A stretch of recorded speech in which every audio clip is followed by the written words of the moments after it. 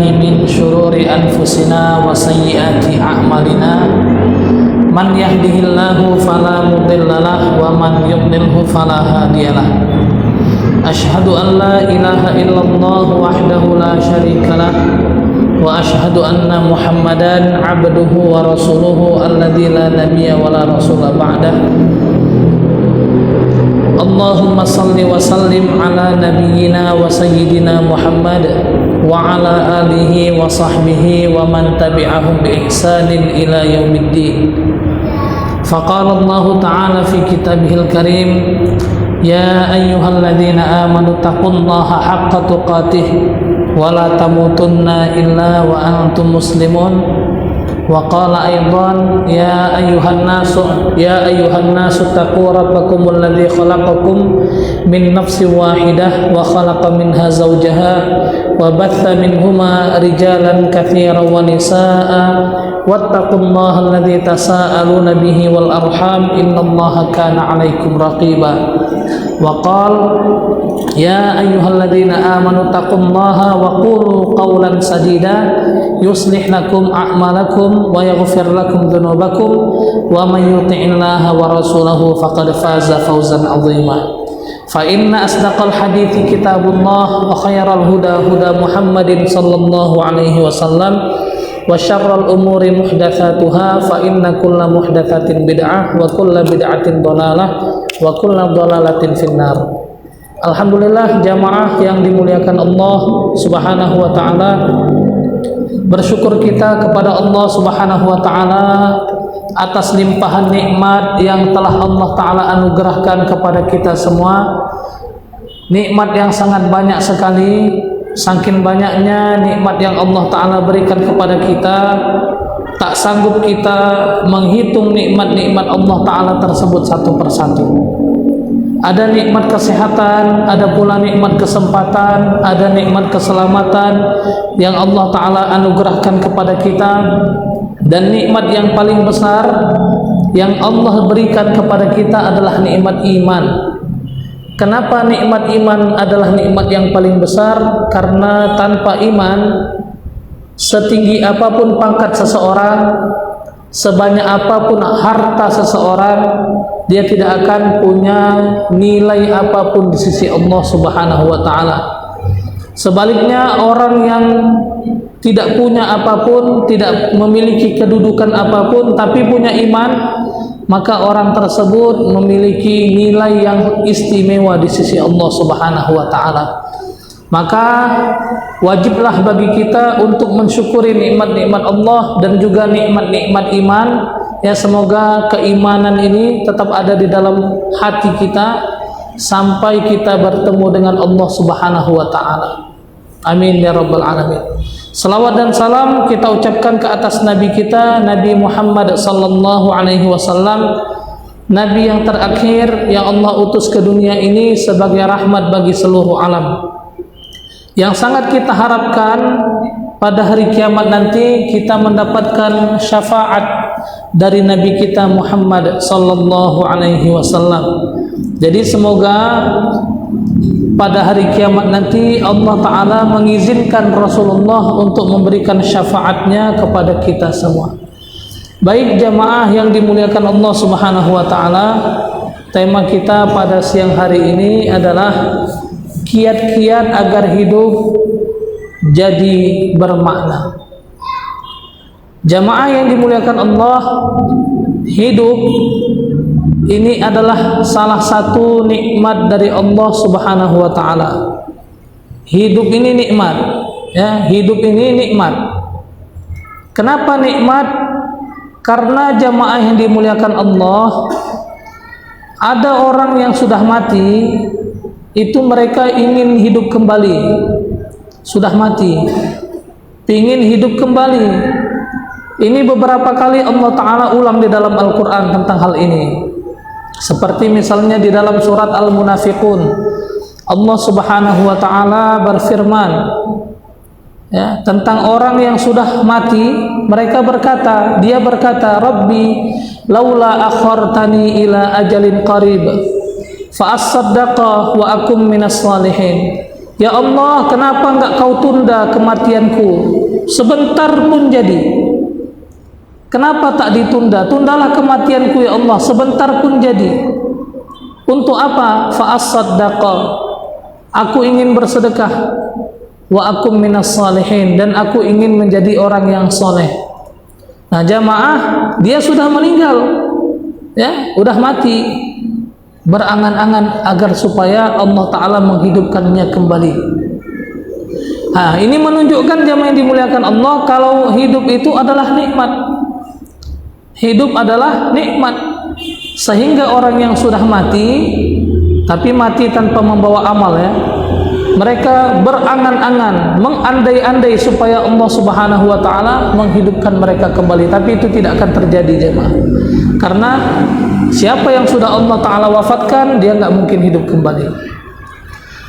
Nah jemaah yang dimuliakan Allah Subhanahu wa Ta'ala, karena hidup adalah nikmat, maka satu hari nanti Allah Subhanahu wa Ta'ala akan pertanyakan nikmat ini kepada kita.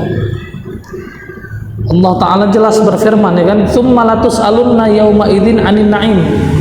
Kemudian pada hari ini, kata Allah, maksudnya hari kiamat, kalian semua akan ditanya atas nikmat-nikmat yang diberikan kepada kalian. Surat At-Takatsur ayat terakhir. Jelas Allah mengatakan, Allah akan tanya kita, saya akan ditanya sama Allah, antum semua akan ditanya oleh Allah Subhanahu wa Ta'ala. Atas apa? Atas nikmat yang kita rasakan. Nah, karena hidup adalah nikmat, maka jamaah yang dimuliakan Allah, hidup pun, nikmat hidup pun, ini akan ditanya oleh Allah Subhanahu wa Ta'ala. Nah, kitalah sekarang nih, apa jawaban yang akan kita sediakan, apa jawaban yang akan kita persiapkan untuk menjawab pertanyaan Allah Subhanahu wa Ta'ala tersebut. Bahkan jamaah yang dimuliakan Allah, bahkan, ya, kaki kita nanti pada hari kiamat, kaki kita itu nggak bisa bergeser dari tempatnya. Kaki saya nggak bisa bergerak dari tempatnya, kaki antum semua nggak akan bisa bergerak nanti dari tempatnya sebelum Allah tanya kita. Nah, apa yang Allah Ta'ala tanyakan jamaah? Dalam hadis yang sahih disebutkan, la tazula qadama 'abdin yaumal qiyamati hatta yus'ala an umurihi fi ma afnahu. Takkan bisa bergeser kaki manusia nanti pada hari kiamat sebelum Allah Ta'ala tanya dia tentang, yang pertama pertanyaannya, an umurihi fi ma afnahu, tentang umur yang sudah Allah berikan, untuk apa dihabiskan. Nah jamaah, ya, jadi rupanya pertanyaan yang pertama akan Allah Ta'ala tanyakan tentang nikmat hidup ini, umur, kan gitu. Kita bisa hidup, ya kan, ada karena ada umur kita Allah Ta'ala berikan jemaah. Ada orang yang lahir langsung meninggal, berarti dia nggak ada kesempatan dia untuk hidup di dunia, sebentar aja. Kita mungkin ada yang sudah 30 tahun, ada yang 20 tahun, ada yang 70 tahun, ada yang 80 tahun, bervariasi. Nah jamaah yang dimuliakan Allah, ini akan Allah Ta'ala tanyakan. Bayangkan, sekarang kita gampang mau menggerakkan kaki, kita mau pindah, lompat-lompat, lari-lari bisa sekarang, ya kan, gampang. Tapi itu tidak berlaku di akhirat nanti. Sebelum kita menjawab tuntutan Allah Subhanahu wa Ta'ala terkait nikmat, di antaranya nikmat umur, kaki nggak bisa bergerak. Nah bayangkan jamaah yang dimuliakan Allah, bagaimana nasib kita nanti ketika kita berdiri di hadapan Allah Subhanahu wa Ta'ala. Allah Ta'ala tanya, wahai hambaku, umur yang kuberikan kepadamu, kehidupan yang aku berikan kepadamu, untuk apa kau gunakan? Apa mau kita jawab jamaah? Coba kita introspeksi diri lah, nggak usah kita ngukur orang, diri sendiri aja. Dalam 24 jam, ya hari ini aja lah, nggak usah jauh-jauh. Hari ini, sekarang udah jam 1:30, udah 1:30. Dari tadi pagi sampai sekarang 1:30, lebih banyak bermanfaat yang kita kerjakan atau enggak? Coba tanya sama diri pribadi. Jam 1:30 sekarang, dari tadi pagi ba'da salat subuh sampai sekarang, coba tanya diri kita sendiri. Kita isi waktu kita sampai pukul 1:30 ini lebih banyak hal yang berguna atau yang nggak ada manfaatnya, atau jangan-jangan maksiat, naudzubillah, ya Allah, ya kan? Atau jangan-jangan maksiat. Nah, jamaah yang dimuliakan Allah, itu baru 1 hari. Coba yang kemarin, hari Jumat semalam, yang hari Kamis semalam, untuk apa kita gunakan jamaah yang dimuliakan Allah? Semua akan Allah Ta'ala tanya. Dan jamaah yang dimuliakan Allah, ternyata waktu yang sudah lewat, lantar ji'al ayyamul lati madat, tidak akan bisa kembali hari-hari yang sudah berlalu, nggak bisa balik lagi. Waktu yang sudah berlalu nggak bisa kembali lagi.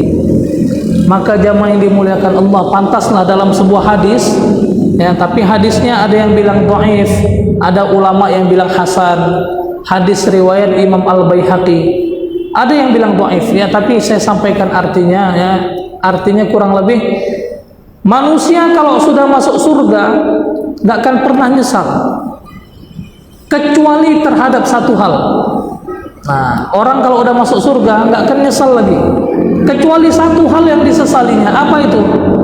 Waktunya yang berlalu tanpa dia gunakan untuk berzikir kepada Allah Subhanahu wa Ta'ala. Ini hadis riwayat Imam Al-Baihaqi. Jadi manusia kalau sudah masuk surga nggak mungkin nyesal lagi, karena surga itu darun naim, ya, kecuali satu hal yang disesalinya. Apa satu hal tadi? Waktunya yang berlalu tanpa dia gunakan untuk mengingat Allah Subhanahu wa Ta'ala. Nah, jamaah yang dimuliakan Allah Subhanahu wa Ta'ala, maka pada hari ini, siang hari ini, kita berkumpul di rumah Allah Ta'ala ini ingin membahas apa saja sih kiat-kiat yang bisa kita lakukan agar hidup kita jadi bermakna, tidak sia-sia, ya, tidak sia-sia. Nah, jamaah yang dimuliakan Allah, ya, karena ada orang mati sebelum mati, dia masih hidup, tapi kalau dia ada di tengah-tengah kita yang resah, ngapain lah anak dia datang ke sini? Hidup dia masih, tapi dia nggak pulang, nggak ada gitu. Kalau dia datang, kita yang gelisah, ngapain dia datang sini? Nah, ini kan sedih gitu kan. Nah, ada juga orang yang hidup walaupun sudah mati, udah meninggal, seperti para ulama, misalnya Imam Syafi'i, udah 1000 tahun meninggal, tapi sampai sekarang namanya masih disebut orang, seolah-olah macam kayak hidup aja dia masih. Kenapa jamaah? Bermanfaat untuk orang lain. Nah, maka kita setidaknya mau jadi yang kayak gitu, ya kan, walaupun kita tidak memiliki ilmu yang sedalam Imam Syafi'i rahimahullah, ya, tapi setidaknya kita bermanfaat untuk orang lain. Nah, jamaah, yang pertama yang harus kita lakukan agar hidup kita jadi bermakna adalah isilah hidup dengan ibadah kepada Allah Subhanahu wa Ta'ala. Isilah waktu kita, kesempatan hidup kita ini dengan beribadah kepada Allah Subhanahu wa Ta'ala. Ini nomor 1. Nah, jamaah yang dimuliakan Allah, apa itu ibadah? Ibadah itu apa? Nah, jamaah, segala perbuatan atau ucapan yang mendatangkan kecintaan Allah itu ibadah. Seluruh perbuatan ataupun ucapan yang mendatangkan kecintaan Allah, Allah cinta kalau perbuatan itu diucapkan, Allah Ta'ala cinta kalau perbuatan itu dilakukan, itu ibadah. Nah, jadi jamaah yang dimuliakan Allah, makna ibadah ini sangat luas, ya, ibadah itu sangat luas. Jadi bukan berarti ibadah itu hanya sholat saja, walaupun sholat ini sebaik-baik ibadah, kan gitu, karena yang pertama Allah Ta'ala tanya di akhirat nanti sholat. Tapi ibadah bukan hanya sholat, banyak.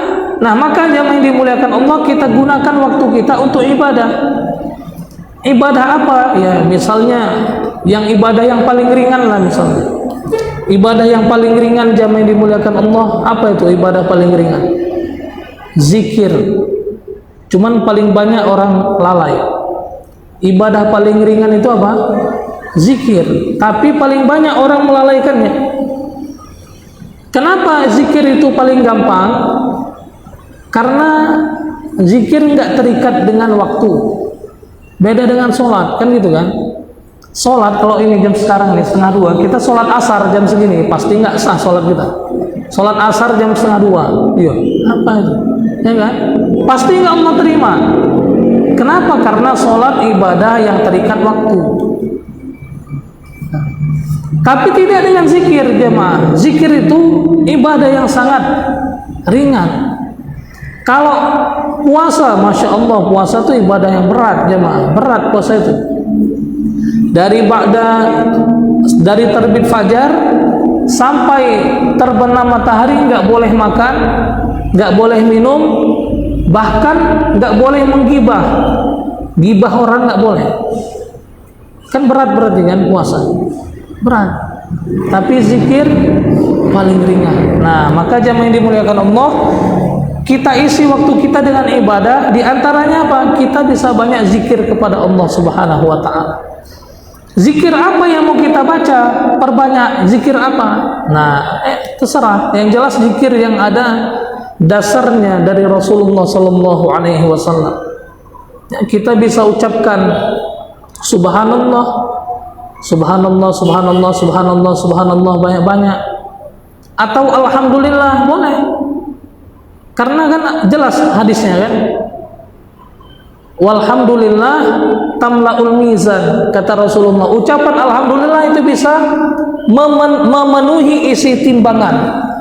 Timbangan bukan timbangan tomat, timbangan ini amal ya. Nanti di akhirat amal kita akan ditimbang. Ucapan alhamdulillah itu bisa memenuhi isi timbangan. Kita bisa banyak baca itu. Atau kita perbanyak ucapan astaghfirullah, beristighfar kepada Allah. Ini juga jamaah, ini luar biasa ya. Istighfar ya. Ini ibadah yang sangat Allah Ta'ala cintai. Sampai-sampai kata Rasulullah, tuba liman wajada fi sahifatihi istighfaran katsiran. Beruntunglah, kata Nabi. Siapa yang beruntung? Orang yang ketika nanti dia buka buku catatan amalnya, di dalamnya banyak tercatat pahala istighfar. Hadis riwayat Imam Al-Bazzar. Beruntung, kata Nabi. Orang yang nanti dia buka buku catatan amalnya, begitu dia buka, di dalamnya banyak tercatat pahala istighfar. Beruntung, kata Rasulullah. Atau kita boleh berbanyak selawat, silakan. Terkhusus di hari Jumat, perbanyak Allahumma sholli ala Muhammad wa ala ali Muhammad. Kita perbanyak. Karena ini pun ibadah yang luar biasa, ringan tapi besar manfaatnya. Kata Rasulullah, man shalla alayya sholatan sallallahu alaihi biha asyran. Siapa berselawat untuk diriku sekali, Allah akan berselawat untuk dirinya 10 kali. Bayangkan jemaah, sekali kita selawat untuk Rasulullah, 10 kali Allah mencurahkan maghfirahnya untuk kita jemaah. Nah, banyak jemaah ya. Kita bisa pilih zikir, mau subhanallah, mau alhamdulillah, mau la haula wala quwata illa billah, mau la ilaha illa anta subhanaka inni kuntu minadz zalimin ya. Atau mau yang subhanallahi wa bihamdihi subhanallahil azim, yang kata Rasulullah 2 kalimat ringan di lisan, berat di timbangan, dan sangat dicintai oleh Ar-Rahman. Apa itu? Subhanallahi wa bihamdihi subhanallahil azim. Atau jamaah kita isi waktu kita dengan ibadah berupa membaca Al-Quran. Baca Quran, ya kan? Ini juga ibadah yang sangat Allah Ta'ala cintai. Saya yakin kita udah tahu semua nih hadisnya. Ini cuma ngulang-ngulang aja nih. Bahkan mungkin ada di antara ikhwan dan akhwat yang sudah hafal hadisnya. Man qara'a harfan min kitabillah falahu bihi hasanah. Siapa baca 1 huruf aja, kata Nabi, dari Al-Quran, dapat 1 hasanah. Wal hasanatu bi asyri amsalihha. Dan setiap hasanah, setiap 1 kebaikan, Allah lipat gandakan menjadi 10 kali lipat. Masya Allah. Baca jamaah, ya kan? Atau ngulang hafalan. Walaupun An-Naba, An-Nazi'at, ya kan? Abasa, Berapa tuh udah jumlah hurufnya? Coba kira. Saya belum pernah pula ngiranya. An-Naba berapa huruf ya kan? Nah, berapa jumlahnya? Berapa jumlah huruf An-Naba? Nggak tahu ya kan? Kalikan 10. Kalkulator hang gitu. Nggak apa-apa, walaupun cuma An-Naba, ya kan, itu aja ulang. Besok An-Naba, An-Nazi'at, Abasa, At-Takwir, Al-Infitar, Al-Mutaffifin. Itu dulu diulang setiap hari. Nggak masalah. Ya, nggak masalah jemaah, karena itu baca Quran dan itu termasuk kebaikan dan Allah Ta'ala tak akan sia-siakan. Ya, ya. Nggak akan Allah Ta'ala siakan kebaikan atau amal yang dilakukan oleh hambanya. Nah, itu jemaah yang dimuliakan Allah. Jadi yang pertama kita isi dengan ibadah. Tapi jemaah, ibadah perlu kita ingat jemaah, ibadah ini harus pakai landasan. Ingat ini jemaah, ini penting ini. Jangan ibadah yang mengada-ngada. Jangan ibadah yang mengada-ngada. Yang enggak ada diajarkan oleh Rasulullah dibuatnya, jangan jemaah. Kerjakanlah ibadah yang ada dasarnya. Ya kan?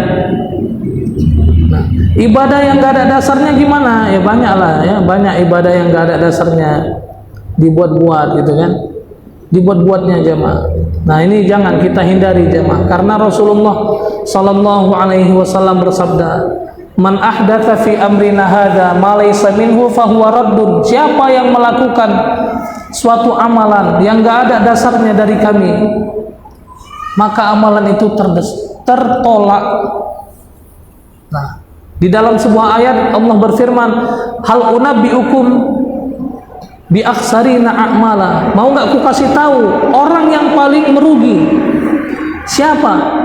Alladzina dhalla sa'yuhum fil hayati dunya wa hum yahsabuna annahum yuhsinuna sun'a. Orang yang paling merugi itu adalah orang ya yang tertolak amalnya di dunia. Ibadahnya tuh Allah nggak terima. Tapi dia menduga, tapi dia merasa dia sedang melakukan amal yang baik. Nah, ini orang yang sangat kasihan, orang yang rugi. Dipikirnya yang dibuatnya itu udah paten kali, udah hebat kali.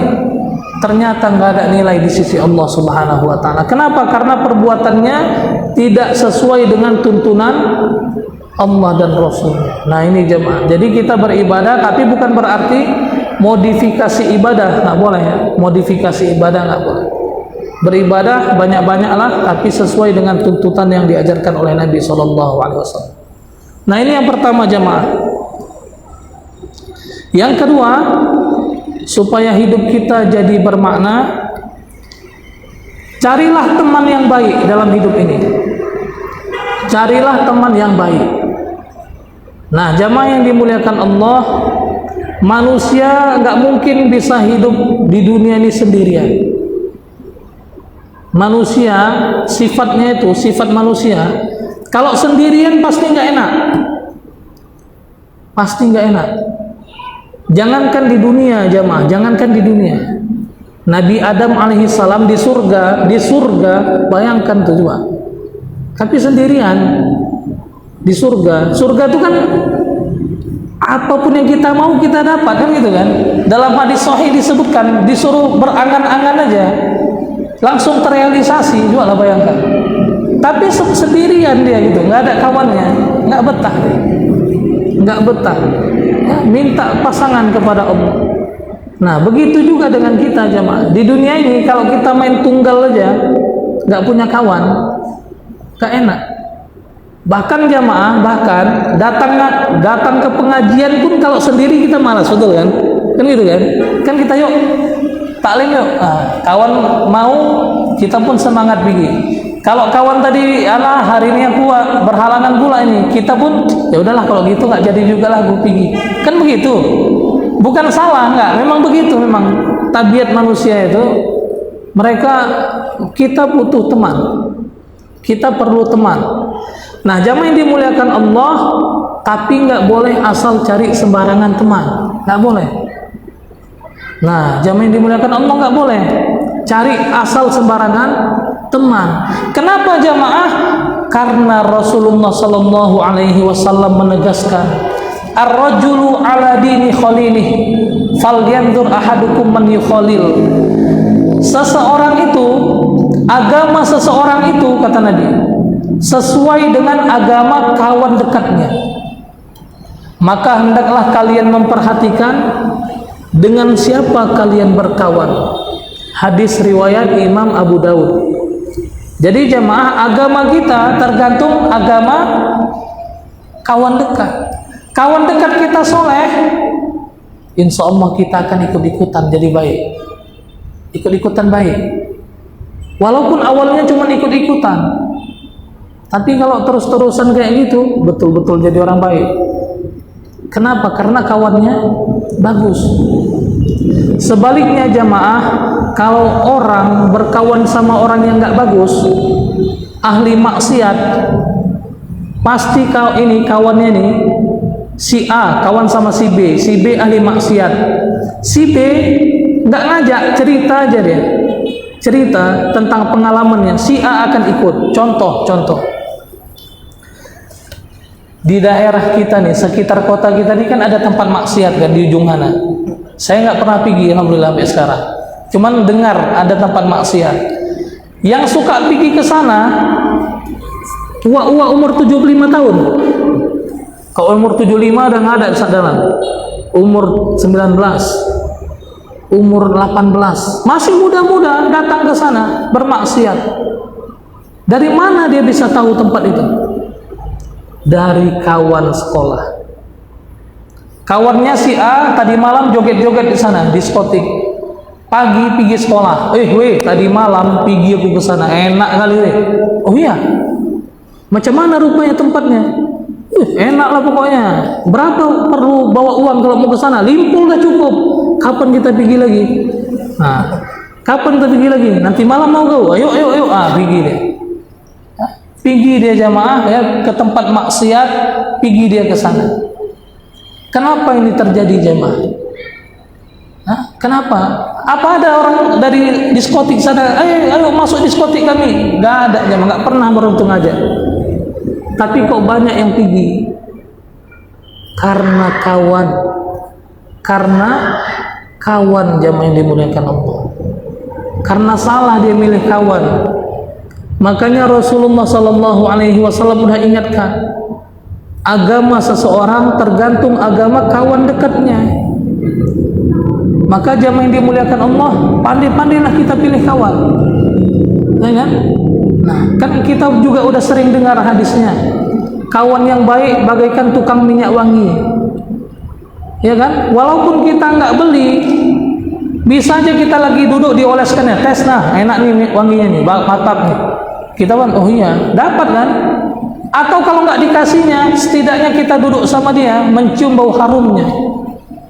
Sedangkan kawan yang jelek itu kayak tukang besi. Kalau dulu tukang besi ya, sekarang kan udah jarang. Kalau dulu banyak nih dibinjeni tukang besi. Besi di toko-toko sampai jadi pisau. Nah, itu jemaah menokoknya dengan perjuangan, keluar keringat, bau, ya kan? Tempatnya pun panas. Duduk kita di situ. Walaupun kita nggak ikut-ikut mukul besi, setidaknya kita mencium bau yang tak sedap. Nah, itulah kawan tadi jemaah. Ya, itulah kawan tadi. Nah, maka jemaah yang dimuliakan Allah, nggak sedikit ya, kalau nanti ternyata di akhirat banyak orang yang di dunia kawan akrab, tapi nanti jamaah di akhirat jadi musuh. Banyak itu. Orang yang di dunia si A sama si B kawan akrab ini, di akhirat nanti mereka akan jadi musuh. Berdasarkan firman Allah surat Az-Zukhruf ayat 67. Allah Subhanahu wa taala berfirman dalam surat Az-Zukhruf ayat 67. Al-akhillau yauma idzin ba'duhum li ba'din aduwwun illal muttaqin.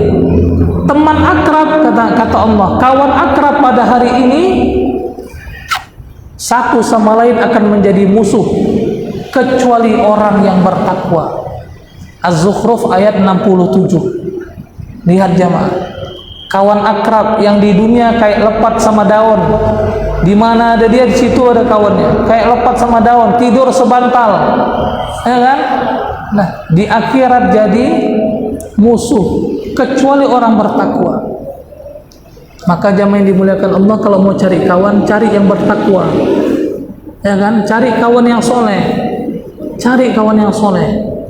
Pasti dia akan ingatkan kita, jamaah. Dia akan ingatkan kita, ya kan? Kawan yang soleh itu, ayolah kita sholat. Kau jalan dulu, aku belum terketuk hatiku mau sholat.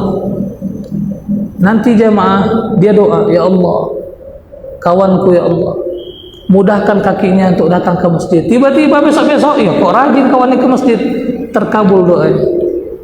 Nah itu jamaah yang dimuliakan, ya. Carilah kawan yang bermanfaat, yang berguna, yang kita bisa sharing sama dia. Kita curhat pun gak disampaikannya rahasia kita sama orang lain, kan gitu jemaah, ya kan? Karena nggak boleh, memang nggak boleh, ya. Ada hadis ya, Rasulullah bilang gini, kalau ada orang cerita sama kita, sambil cerita dia nengok kanan, nengok sana, nengok kiri, cerita, berarti yang disampaikannya itu amanah. Nah, jangan disampaikan kepada orang lain. Maka harus pandai-pandai pilih kawan, ya kan? Kawan harus soleh, bisa jaga rahasia nggak ada nih. Nanti baru kita ceritakan sedikit problem kita, satu kampung udah tahu. Nah, ini kan, ini nggak bagus juga. Nah, jamaah yang dimuliakan Allah Subhanahu wa taala, jadi kiat yang kedua agar hidup kita bermakna, carilah kawan yang soleh. Yang ketiga, jamaah yang dimuliakan Allah, supaya hidup kita bermakna. Yang ketiga,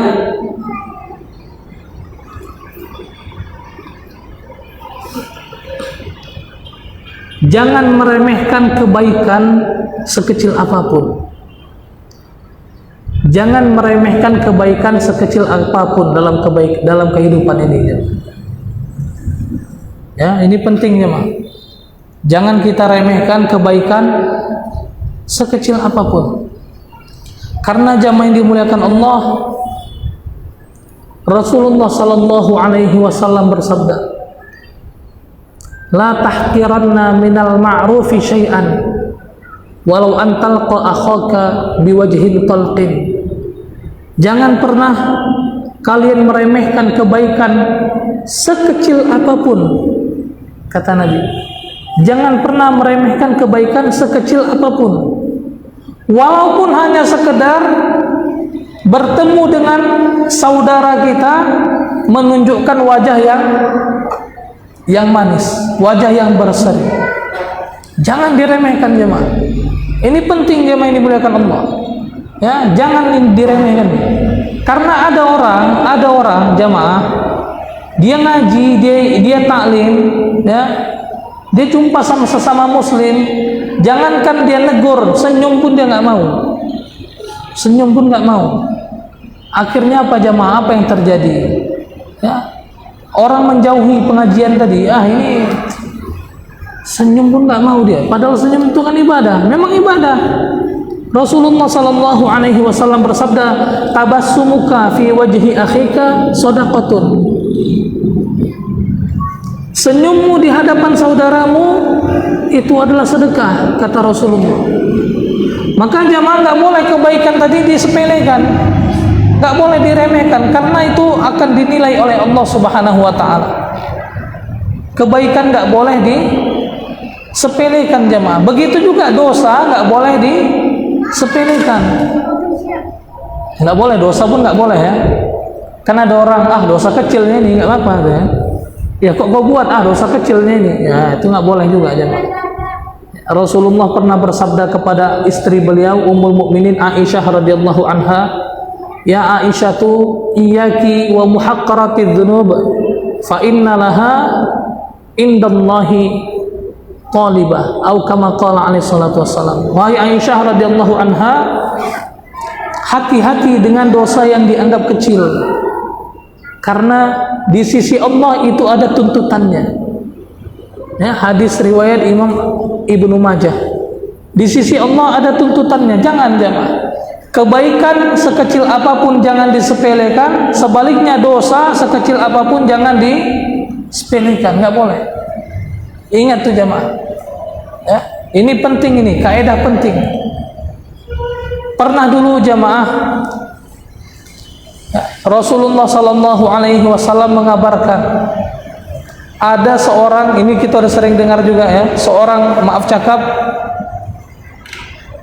pezina, seorang pezina masuk surga gara-gara ngasih minum manusia apa hewan dia? Hewan yang dikasihnya minum anjing. Coba bayangkan tuh jemaah, ya kan? Ini afwan ya, anjing itu jemaah, anjing kalau dia ada di dalam rumah, saking hinanya nih, anjing ada dalam rumah, malaikat nggak mau masuk. Jelas kata Rasulullah, la tadkhulul malaikatu baitan fihi suratun wala kalbun, au kama qala alaihi salatu wassalam. Rasulullah nggak akan masuk ke dalam malaikat tidak akan masuk ke dalam rumah yang di dalam rumah itu ada gambar dan anjing. Nggak mau malaikat masuk. Hadis riwayat Imam Muslim sahih. Malaikat tak akan masuk ke dalam rumah yang di dalam rumah itu ada gambar dan anjing. Ini hati-hati jemaah. Coba periksa kamar kita, jangan-jangan gambar C Ronaldo ya kan, besar kali ya kan. Besar pula gambar dia lagi pada bantal guling kita ya kan. Nah, coba tengok. Jangan jemaah. Nggak mau masuk malaikat. Nah, begitu juga anjing nggak mau. Berarti kan hewan yang rendah nih kan, hewan yang rendah. Kan gitu. Menurut mayoritas ulama najis, walaupun ada ulama yang bilang suci, kecuali air liurnya. Tapi jemaah, seorang pelacur Allah Ta'ala masukkan ke dalam surga. Sebabnya apa?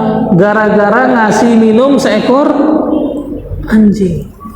Nah, ini sebagai bukti bahwasanya kita nggak boleh menyepelekan kebaikan, walaupun kayaknya kebaikannya itu kecil gitu kan, tapi bisa jadi di sisi Allah Subhanahu Wa Ta'ala itu sesuatu yang besar.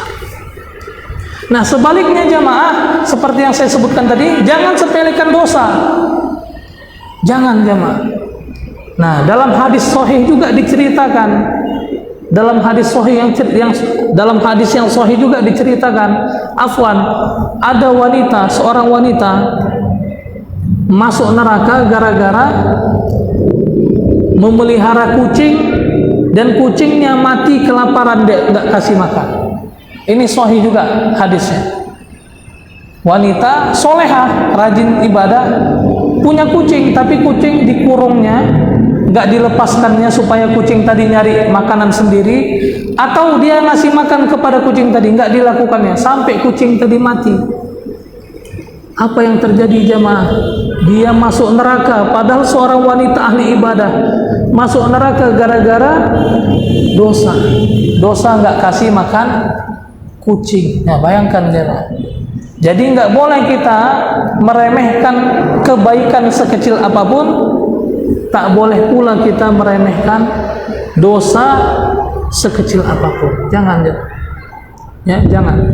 Karena kita nggak tahu ya, ternyata dosa yang dilakukan tadi itu bisa mengundang murka Allah Subhanahu Wa Ta'ala, dan kita juga tidak tahu kalau ternyata kebaikan yang kita kerjakan itu mendatangkan rahmat dari Allah Subhanahu Wa Ta'ala. Nah, jadi jamaah yang dimuliakan Allah, ini yang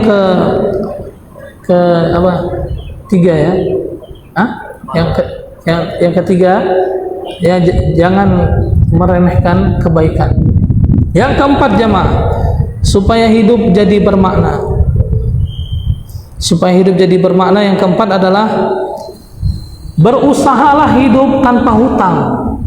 Nah, ini penting ya. Berusahalah kita hidup tanpa hutang.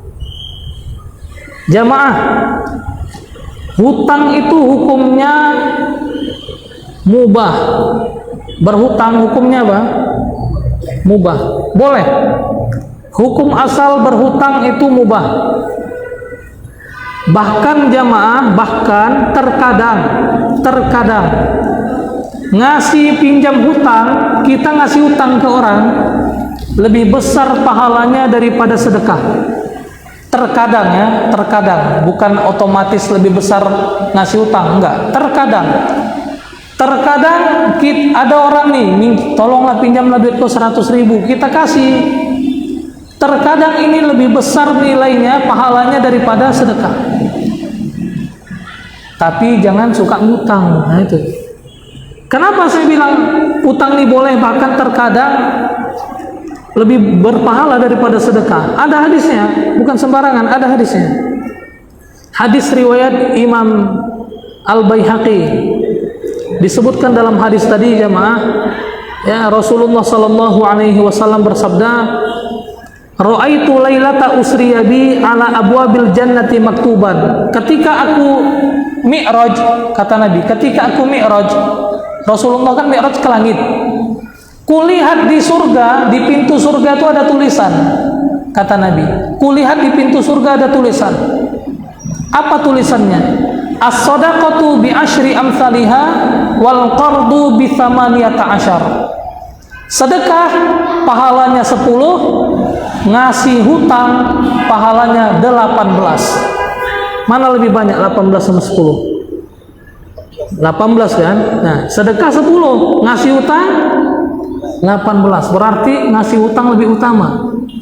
Rasulullah kaget, nanya ke Jibril, "Ya Jibrilu, ma balul qardi afdalu minas shadaqah?" Wahai Jibril, kok bisa pahala ngasih pinjam lebih besar daripada sedekah? Kok bisa? Apa kata Jibril alaihi salam? Innas sa'ila yas'alu wa indahu. Karena sesungguhnya ada orang yang minta-minta padahal dia sudah punya. Ya, wal qardu wal mustaqridu la yaqridu illa min hajah. Sedangkan orang yang minjam, dia nggak akan lakukan itu kecuali karena memang betul-betul membutuhkan. Hadis riwayat Imam Al-Baihaqi. Betul. Coba orang yang minta-minta, pengemis, kita pikir uangnya nggak ada itu, pengemis yang di jalan-jalan itu. Coba panggil, "Bang, ada tukar uang gopek bang, tukar 2.000 ada, sampai 500.000 ada." Jangan kita pikir nggak ada uangnya. Nah gitu ya. Nah, Android itu lebih canggih pada kita lagi, ya, kan? Antar jemput dia anak Innova, ya, kan? Nah, jamaah yang dimuliakan Allah, jadi terkadang ngasih minjam hutang pahalanya lebih besar, karena orang nggak akan berhutang kecuali karena memang apa? Butuh, kepepet, baru dia hutang. Jadi berhutang itu hukumnya mubah, boleh. Tapi jangan dibiasakan jemaah. Nah ini, jangan dibiasakan hutang. Sekarang ini kan banyak gitu.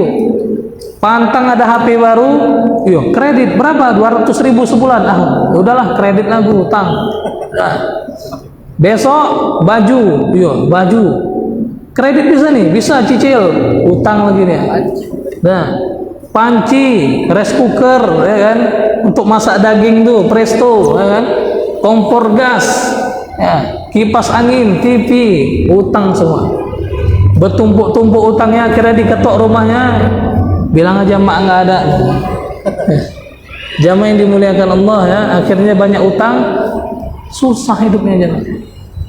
Bukan utang tuh nggak boleh, boleh, tapi jangan dibiasakan.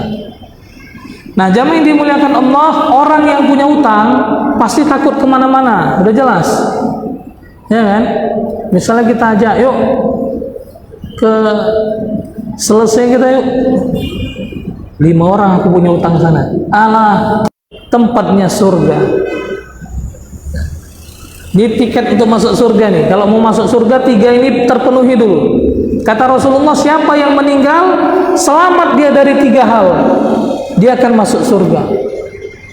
Apa itu yang 3 tadi? Kata Rasul, la yadkhulul jannata man kana fi qalbihi mithqalu dzarratin min kibrin. Enggak akan masuk surga orang yang dalam hatinya ada kesombongan, kata Nabi. Walaupun sebesar biji zarrah, enggak masuk surga. Orang yang sombong walaupun cuman sebesar biji zarrah, Allah benci kali sama orang sombong. Khianat, kecurangan, ya kan, kecurangan jemaah. Bukan punya dia, dirampasnya duluan. Dulu ada di zaman Nabi orang mati syahid di medan perang. Semua sahabat muji, ini masuk surga, ini masuk surga. Kata Nabi, enggak, masuk neraka. Ternyata kenapa? Ada harta rampasan perang belum dibagikan, udah diselundupkannya duluan. Ya, belum dibagikan udah diselundupkannya. Ada kecurangan dalam hidupnya, masuk neraka. Nah, satu lagi hutang, jemaah. Karena orang yang punya hutang belum bisa masuk ke dalam surga sebelum hutangnya lunas. Sebelum hutangnya lunas. Jadi hutangnya bukan main-main, jemaah. Nah, jangan main-main. Rasulullah bersabda, yughfaru lisyahidi kullu dzambin illa dain. Orang yang terbunuh di fisabilillah, orang yang mati syahid, semua dosanya Allah ampuni kecuali hutangnya. Hadis riwayat Imam Muslim. Kan banyak kali sebetulnya hadis tentang hutang ini, jemaah. Orang mati syahid, Allah ampuni dosanya, tapi hutangnya enggak. Nah, jadi jemaah yang dimuliakan Allah, kalau mau hidup lebih bermakna, hiduplah tanpa hutang. Biarlah pas-pasan. Kenapa rupanya? Ya kan? Iya, orang sana tetangga udah beli mobil, masa kita belum beli? Utanglah. Kenapa rupanya gitu kan? Biarkan aja. Itu rezeki dari Allah Subhanahu wa taala. Nah, kita syukurilah apa yang ada. Ya kan? Syukuri apa yang ada. Hidup akan terasa nikmat. Ya kan? Kalau kita mensyukuri apa yang ada, hidup akan terasa nikmat.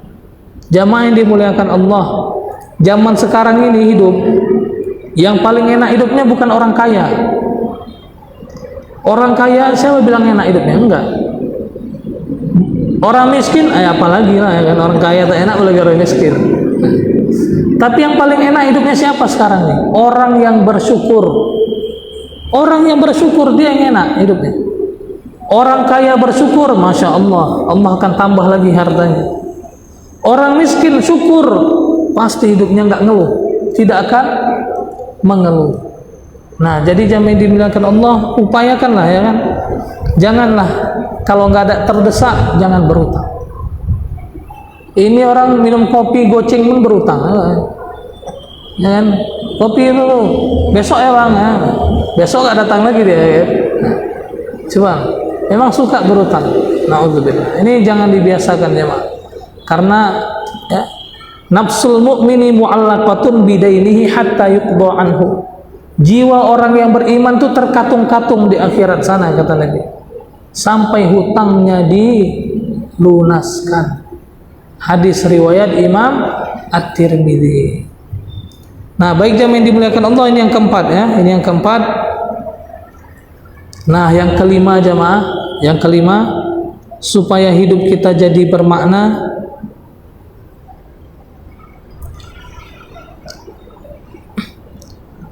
jadilah orang yang qanaah.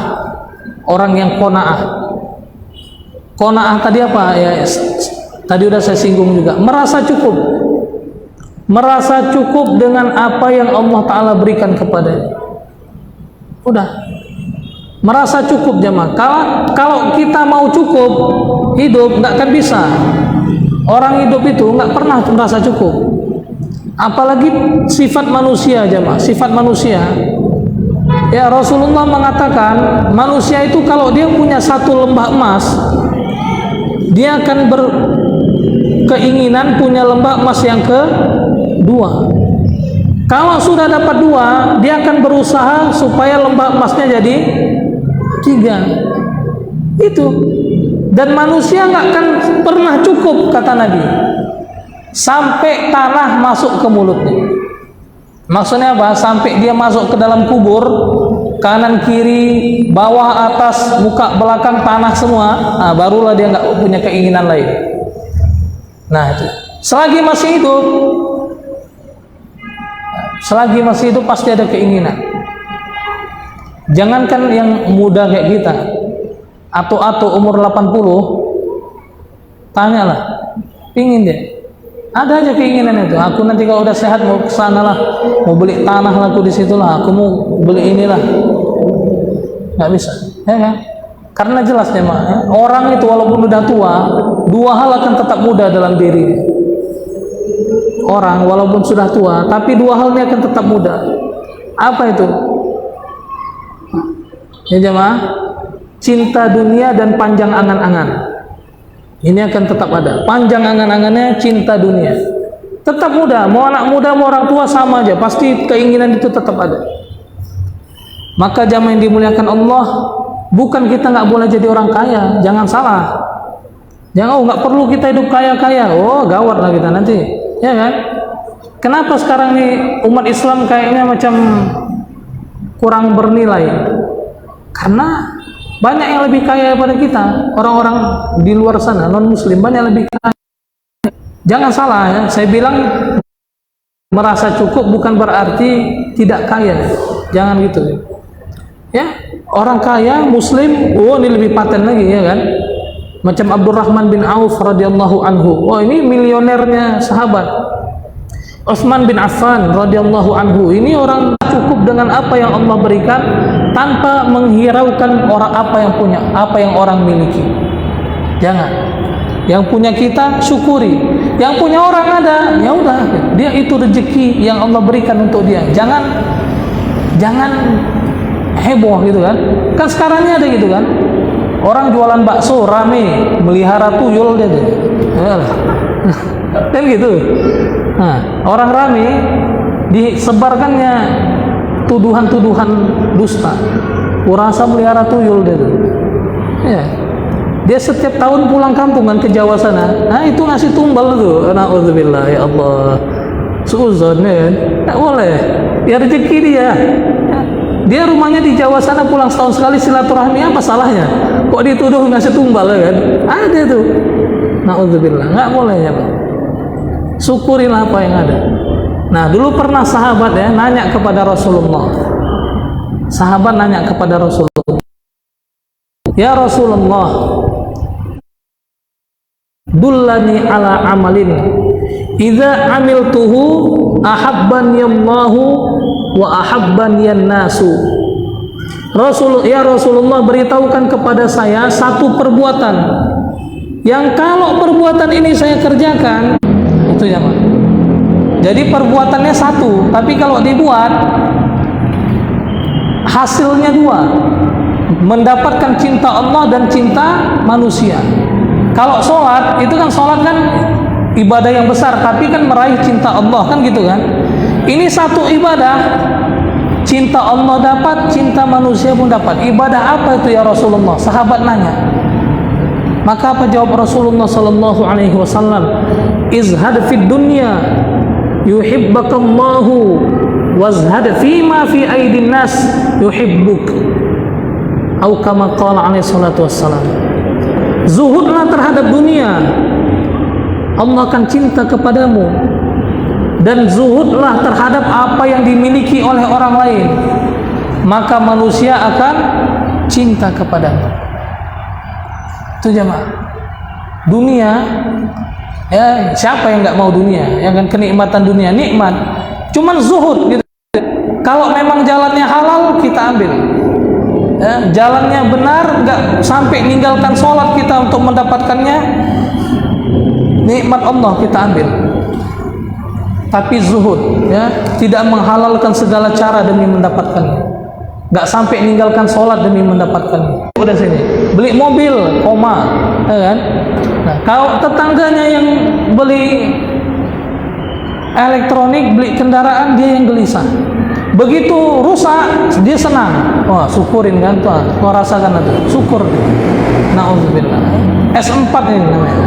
Senang melihat orang susah, susah melihat orang senang. Nah, ini jangan diikuti kan. Ya kan, jangan diikuti. Ini sifat yang enggak bagus.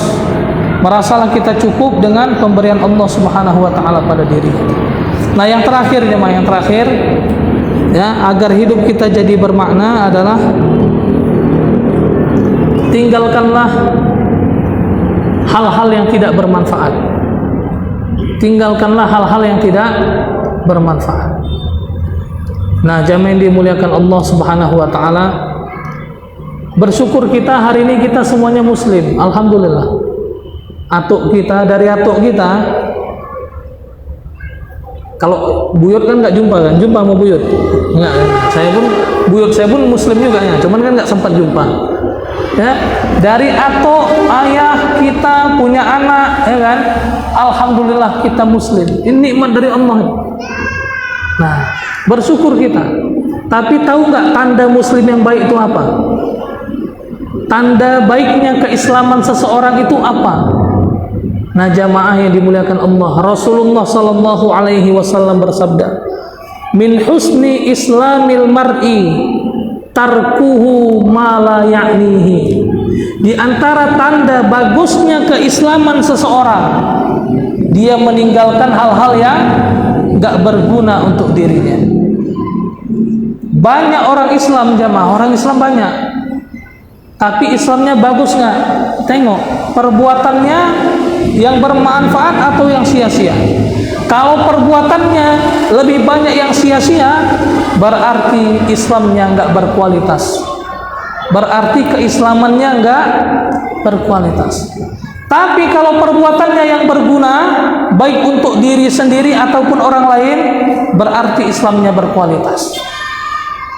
Karena banyak orang Islam nggak berkualitas, jemaah. Kita nggak nuduh-nuduh orang, ini kita nggak sebutkan personnya siapa, enggak. Tapi banyak orang Islam nggak berkualitas. Kenapa, jemaah? Perbuatannya sia-sia. Untuk dia nggak ada manfaat, apalagi untuk orang lain. Dan jamaah yang dimuliakan Allah, ya, sayangnya zaman sekarang banyak anak muda yang juga perbuatannya sia-sia. Contohlah misalnya, ya, yang main game itu, cobalah apa dapatnya dengan main game? Kalaupun bisa menghasilkan uang, judi, kan gitu kan? Kalau bisa menghasilkan uang, judi. Nah, nggak ada manfaatnya. Main game bisa sampai berjam-jam waktu terbuang. Ya jemaah, ya, kan nggak ada gunanya. Sedangkan tadi di awal saya sebutkan apa? Ada orang yang sudah mati, dia minta dihidupkan kembali, walaupun sebentar. Tapi dia waktu yang ada dibuangnya, perbuatannya yang sia-sia, nggak ada gunanya. Kalau yang tua bukan apa, main game, nggak ada. Saya belum pernah jumpa atau umur 65 tahun main game, belum jumpa saya. Main catur, nah baru banyak. Ya, main catur, sama. Satu gelas kopi nggak habis-habis, dari jam 8 pagi sampai jam setengah 2, nggak habis-habis. Mikir dia untuk main catur, waktunya terbuang itu sia-sia, nggak ada gunanya, nggak ada gunanya, jemaah. Ada lagi yang pagi-pagi dikeluarkannya buku tebal-tebal, awak pikir mantap buat nih, bukunya tebal-tebal. Begitu buka arti mimpi, arti mimpi rupanya. Awak pikir tak kitab apa gitu kan, tebal-tebal, sampulnya pun dah kucel-kucel, ya kan. Kita pikir mau kaji apa lah nih di warung, ya. Begitu buka tebal bukunya 3 biji, ya kan? Arti mimpi. Nanya mimpi apa kau tadi malam, dikajinya tuh. Bukan enak mengkajinya, saya pun nggak pernah belajar, saya nggak mau pun saya pelajari itu, ya. Ngapain pula dipelajari? Dikajinya, sekian rupanya nomornya nih. Memang dia nggak pasang, cuman dia ya sia-sia itu, ya. Nanti ada orang nanya dikasih taunya. Nah, jamaah yang dimuliakan Allah, ini nggak boleh, ya. Nggak boleh. Satu lagi masalah mimpi ini kan bukan sembarangan, tuh kan. Mimpi itu nggak boleh sembarangan takwil, ya kan. Itu orang-orang tertentu yang bisa. Dan mimpi jamaah belum tentu benar, kan gitu kan. Mimpi yang pasti benar tuh mimpinya para nabi, karena mimpi mereka wahyu. Mimpi sekarang ada orang nggak sholat isya pula, ada lagi tidur. Aku tadi malam mimpi begini. Dibilangnya pula betul, ya kan. Isya aja nggak sholat dia, apa yang mau betul? Nah, jamaah yang dimuliakan Allah Subhanahu wa taala, ya. Nah, ini harus kita jauhi, jamaah yang dimuliakan Allah. Perbuatan yang tak bermanfaat, yang tak berguna. Karena jamaah yang dimuliakan Allah, nanti akan Allah taala tanya kepada kita atas nikmatnya, atas waktu yang berharga yang Dia berikan kepada kita. Semua akan dituntut. Nah, baik jamaah yang dimuliakan Allah, inilah diantara sedikit kiat agar hidup kita jadi bermakna. Semoga apa yang sedikit ini jamaah bisa menjadi tambahan ilmu untuk kita, bisa kita amalkan dan kita sampaikan juga lah kepada saudara-saudara kita yang lainnya. Nah, baik jamaah, mungkin kalau ada sedikit pertanyaan saya persilakan. bersyukur semua bagaimana kita semua berkira untuk bagaimana berpahala. Alhamdulillah sama-sama pada kembali. Masya Allah sama biasa dan sama semuanya. Baik kali ini kira-kira bertanya boleh bersama kajian atau dua boleh.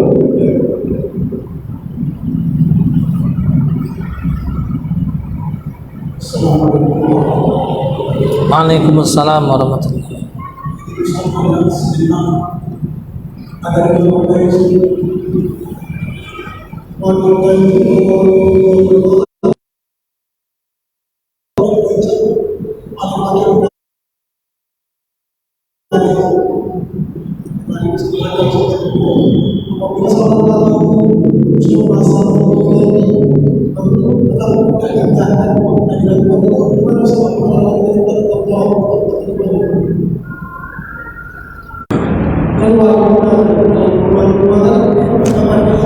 ya. Ya. Laki-laki tadi sudah apa? Udah nasihati. Ya.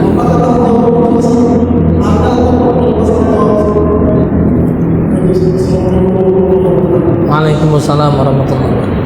Laki-lakinya, keluarganya. Nah. Oh.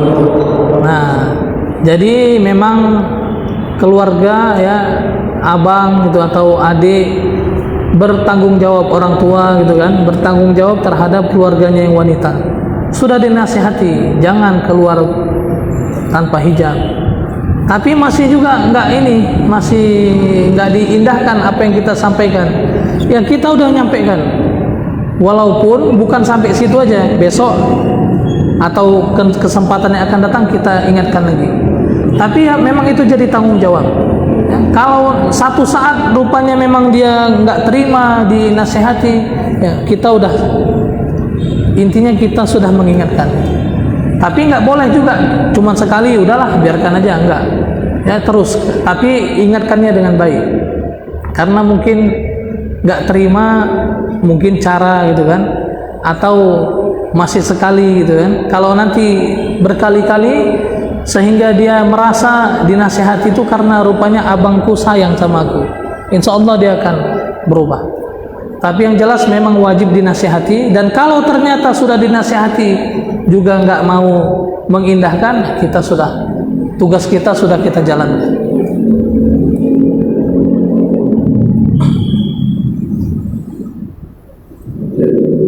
Tentunya nasihat yang baik saja. Betul.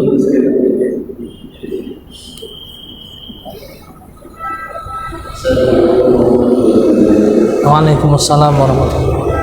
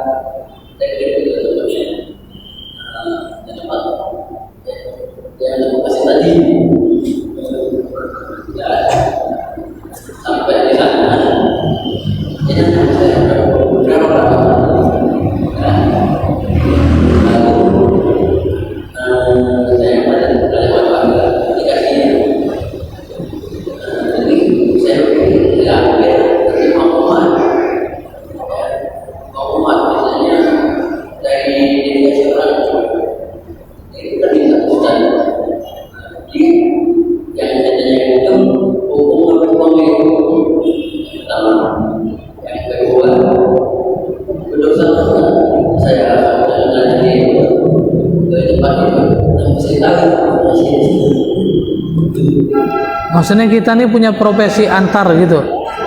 Hah? Kita mau beca. Terus ada orang kita antar, rupanya dia ke tempat maksiat.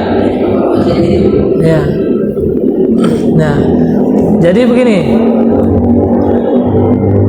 kita kerja kita kan jelas halal lah. Kita bawa becak itu kan halal, kan gitu. Dan ini perbuatan yang apapun itu kalau halal Allah Ta'ala sangat cinta, ya kan? Allah Ta'ala sangat suka. Bahkan Rasulullah muji Nabi Daud alaihissalam itu, dipuji oleh Rasulullah karena beliau makan dari hasil kerjanya sendiri. Nah, cuman kalau kita tahu, misalnya kita nih tahu kalau ada orang yang kita antarkan, penumpang yang kita antarkan, tujuannya tempat maksiat, kita tahu, maka kita nggak boleh antar. Kalau tahu nggak boleh. Kenapa? Karena masuk ke dalam jenis ta'awanu alal itsmi wal udwan, tolong menolong dalam perbuatan dosa, dan itu dilarang. Tapi kalau kita nggak tahu, tolong antarkan ke sana, kita nggak tahu, rupanya sampai sana baru kita tahu itu tempat maksiat, maka ini nggak apa-apa. Gitu. Maka itu nggak apa-apa. Nggak apa-apa. Karena tahunya baru sampai sana. Enggak, itu sebagai upah kita, enggak. Jadi itu haram di tangan dia. Di tangan kita itu upah kita gitu. Enggak apa-apa. So.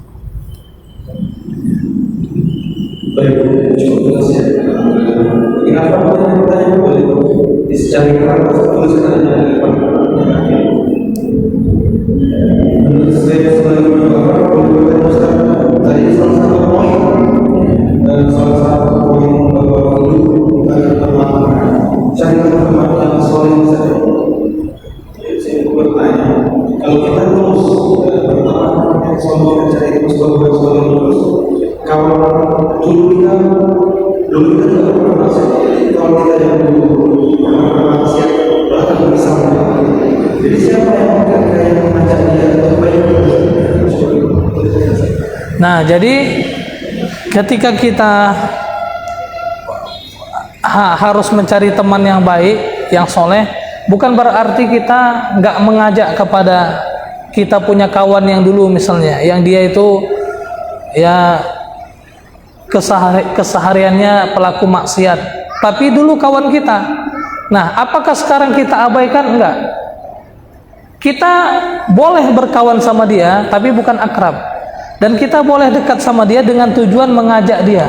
Ini nggak apa-apa, karena kalau kita abaikan ya nggak baik, gitu kan? Karena ya kita, Allah Ta'ala menyuruh kita untuk beramar ma'ruf nahi mungkar, kan gitu kan? Amar ma'ruf itu yang mengajak. Mungkin karena kalau yang ngajak orang lain dia nggak terima, tapi kalau yang ngajak kita dia terima. Kenapa? Karena dia menyadari kalau kita ini kawannya.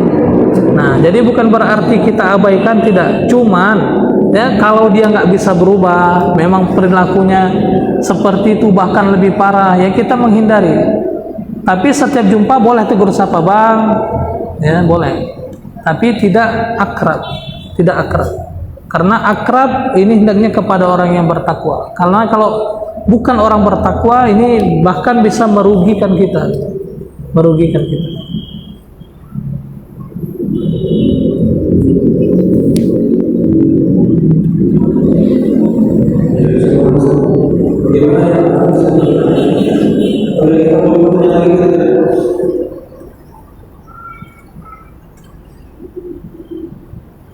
Kayaknya masih tugas dulu.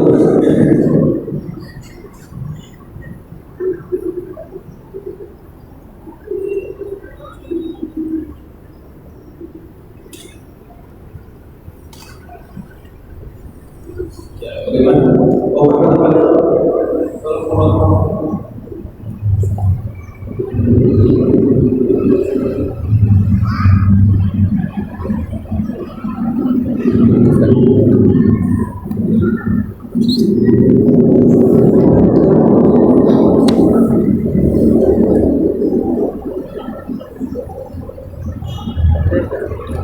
Ustadz, saya pernah dengar walaupun kita sudah mengikhlaskan hutang, tapi kita harus juga mengatakan pada orang itu kalau dia punya hutang dan kita mengikhlaskannya. Apakah itu wajib, Ustadz? Itu yang pertama. Dua, bagaimana dengan hutang yang kita ragu atau lupa? Jadi memang benar ya, kalau masalah interaksi, kalau itu mau clear harus ada akad, ada pemberitahuan, ya, saya lunaskan hutangnya, ada ucapan, ada pemberitahuan. Nah, jadi kalau cuma di dalam hati, ini belum jatuh hukum, belum jatuh. Maka alangkah baiknya memang kalau kita masih bisa jumpa sama yang bersangkutan, kita bilang sama dia kalau hutangnya sudah kita anggap lunas, sudah kita ikhlaskan gitu. Karena sekali lagi hukum yang di dalam hati belum masuk gitu ya, belum masuk. Sesuatu itu akan dihukumi bila ada ucapan, bila ada perbuatan. Kalau di dalam hati enggak.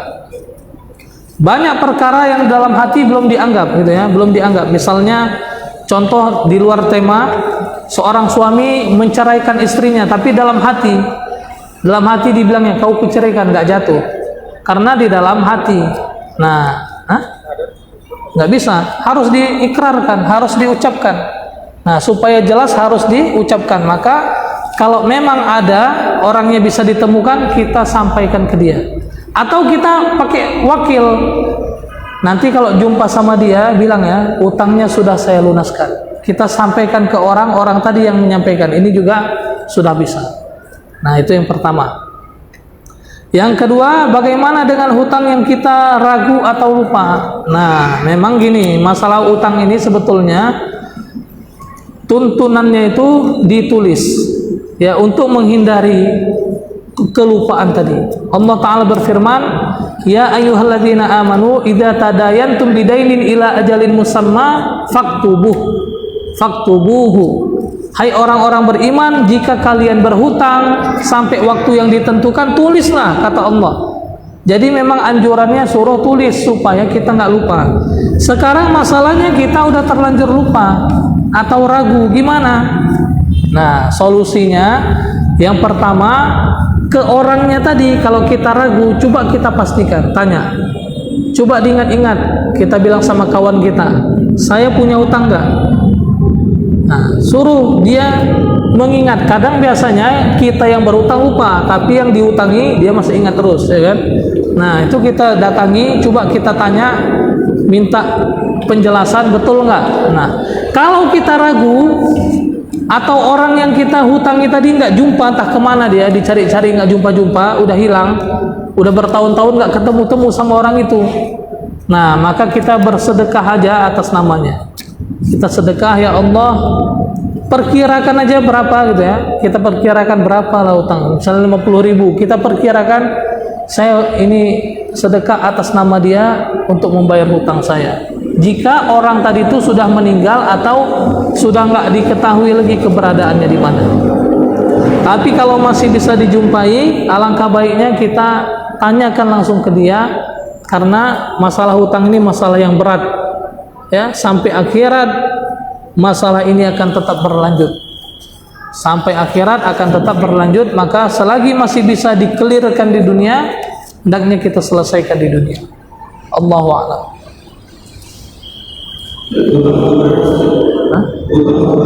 Iya, berat. Bukan main-main.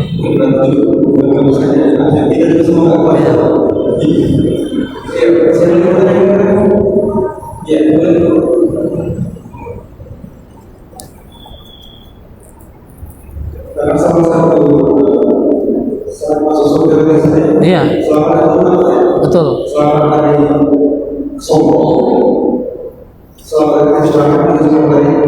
Iya, tiga.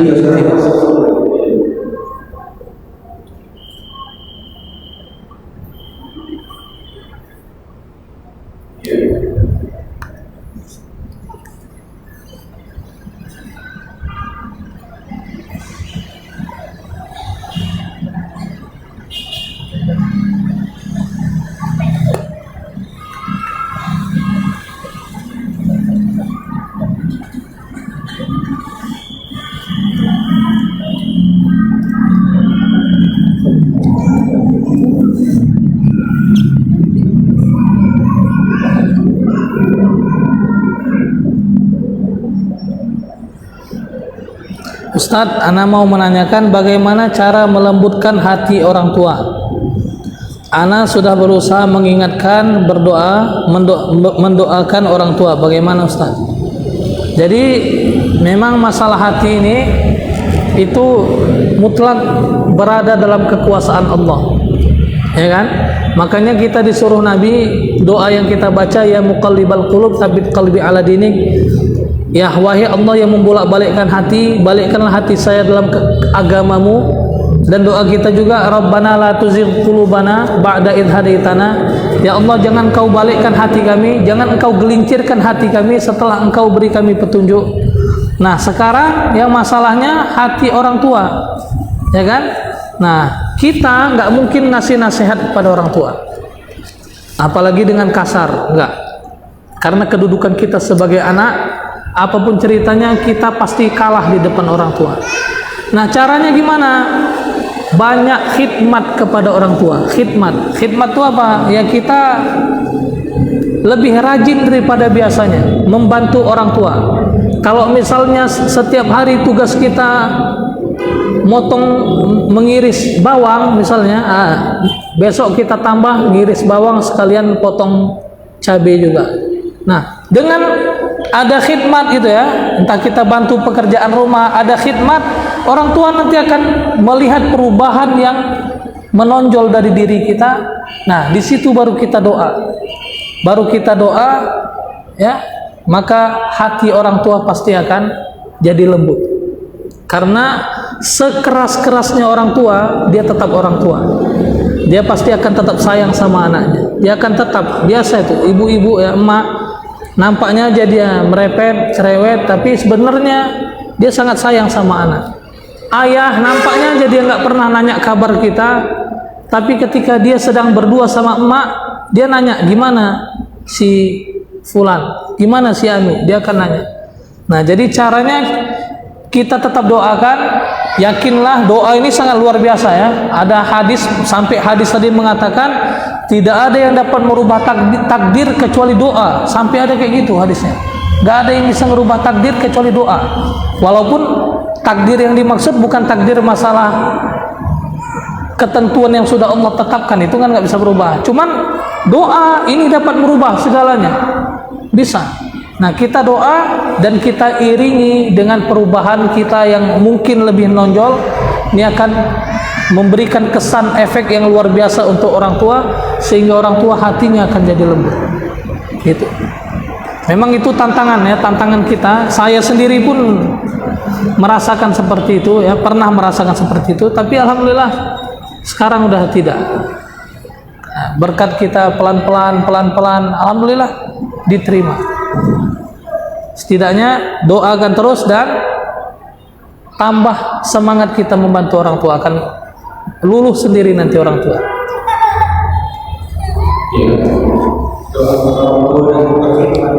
Iya. Insyaallah amin.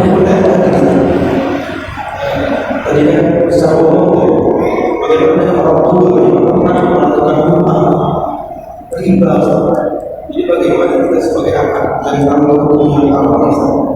Jadi setelah kita berbuat kita sampai kepada orang tua, awal pertama tidak mau, kemudian lama-lama bilang jadi bagaimana dosanya telah, tapi untuk training itu selesai. Ada beberapa waktu yang selesai itu proses bahkan orang sudah ada itu Jadi kalau memang bisa dilunaskan, kita lunaskan. Kalau nggak bisa, gimana lagi? Yang jelas kedepannya jangan. Apa yang ada ya udah, itu kita upayakan untuk selesai. Tapi kedepannya jangan lagi dibuat. Itu aja. Karena memang riba dosa besar, ya kan? Dan kita alhamdulillah berhasil mengingatkan orang tua dan menerima kalau itu memang salah. Sekarang masalahnya itu masih ada gitu kan? Nah, masih ada. Gimana mau diselesaikan? Nah, ya kita ikutilah jalannya. Seperti biasa, kalau memang sanggup dilunaskan kita lunaskan, kalau enggak kita jalani aja. Tapi kedepannya jangan buat lagi. Itulah.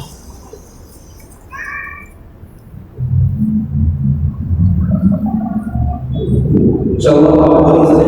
Ya. Mungkin sudah cukup ya. Insyaallah.